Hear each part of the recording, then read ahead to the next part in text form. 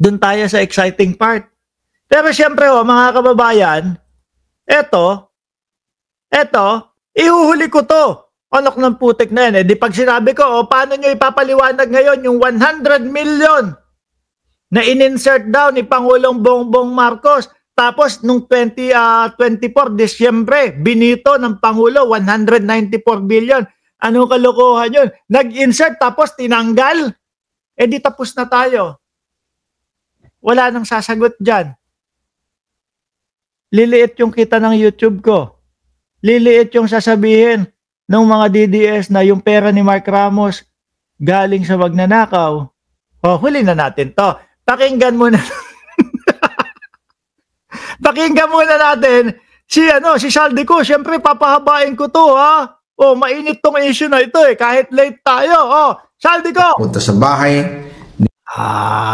Ayan na, ito na yung superhero ng mga DDS. Ito na yung mga hero ng DDS. Saldico! Boss Saldi, tumakbo ka sa pagkasenador. Kailangan ka ng bayan. DDS! Ito na. Kinikilig yung mga DDS. Makita na yung bago superhero nila. Mamaya, idagdag pa natin si Chavit Singson. Sumang-ayon daw si Chavit Singson kay Saldico. Bakit hindi magsasang-ayunan yan? Yan na lang ang huling alas nila. Di ba? Okay, pakinggan na natin.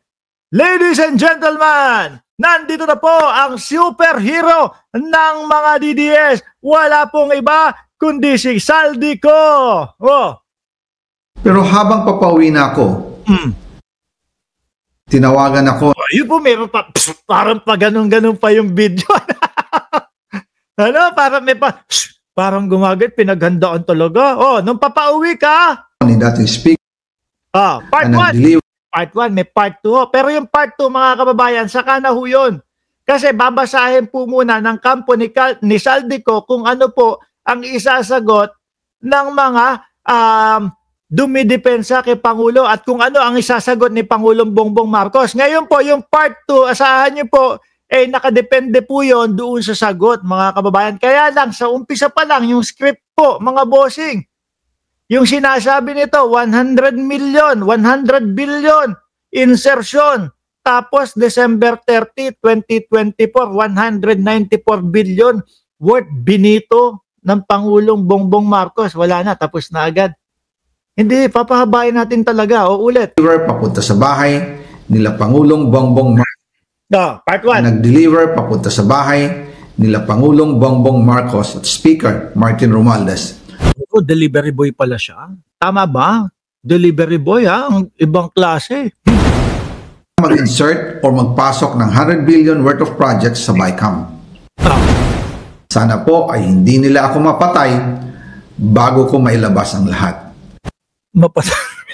May ganun pa. Sana po hindi nila ako mapatay bago sasabihin. Siyempre mga kababayan, nandyan yung mga DDS. Sasabihin nyo mga yan. Protect Saldico at all costs. Parang diskaya din lang ho yan, mga bossing. Di ba, pambansang nanay survivor? Parang diskaya lang din po yan, mga kababayan. Yung una, galit na galit yung mga DDS. Sasabihin, mga diskaya, magnanakaw kayo, ganito, ganyan. Tapos, nung gustong ipasok sa Witness Protection Program ni Marcoleta, mga bossing, nung gusto ipasok yung mga DDS, protect diskaya at all time. Ngayon, Saldico, protect Saldico at all time, at all costs. Sabi ni Arnel, natataranta yung mga vlogger na bayaran ni Romuald. Saan? Pinapahaba ko na nga lang dahil dito pa lang. Sige nga, aalisin ko muna si Saldico. Sige, gusto ko makarinig na sagot sa iyo dito, ha? Ayan. Paano? Sige nga. Gusto ko, mga DDS, babasahin ko yung mga comment ninyo. 100 billion daw ayon kay Saldico yung ipinasok o yung gusto ipasok o yung insertion ni Pangulong Bongbong Marcos. Tapos, December 30, binito 194 billion. Yan lang. Sige, sagutin nyo. Please. Nagmamakaawa ako, nakikiusap ako, pakisagot. Ang simple ho niyan, ha? Napakasimple ho niyan, mga boss chief amo, sir. Please. Pakisagot lang. para humaba naman yung vlog natin. Kasi kapag wala na, tapos na tayo. Kapag kaya na agad eh. Di ba? Balik muna natin si Saldico. Di ba? Balik muna natin si Saldico para humaba mga boss. Ginawa ko lang ang utos sa akin. Pero ngayon, handa na akong harapin ang lahat. Ginagamit ng administrasyon ang buong resources ng bansa para tumahimik ako. Saktong-sakto sa script, Siyempre, mga kababayan, biruin mo, sasabihin ni Saldico, ginagamit yung pera ng bayan para tumahimik si Saldico. Yan po yung pinag-uusapan ngayon, corruption eh. Di po ba? Ito yung may eroplano, ito yung merong helicopter, ito yung sinasabi na gustong ilipat yung mga pangalan, inilipad sa ibang lugar, yung mga helicopter, yung mga air asset niya. Ito yun eh. Ngayon, hero ng mga DDS, gustong isalba yung sarili, nagtuturo ng iba, gumawa ng video, okay na yon. Si Bongbong Marcos na ang may sala. Anak ng pitong kuba naman mga DDS, oh. Ano ba naman yun? Di ba?